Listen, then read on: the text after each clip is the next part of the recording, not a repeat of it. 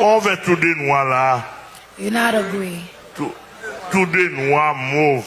You're black. Ça dit, maman. You wear with black. Cherche un bon ciseau, moi. Search something for me, a knife for me.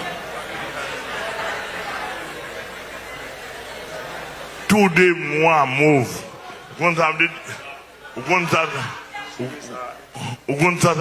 You know what does that ou mean? habillé en mort, ou You habillé dress en as death, baron la croix.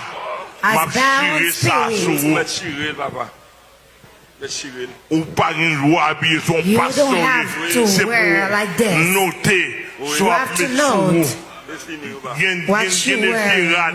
C'est ou pas mettre. There are some dress you don't put on you.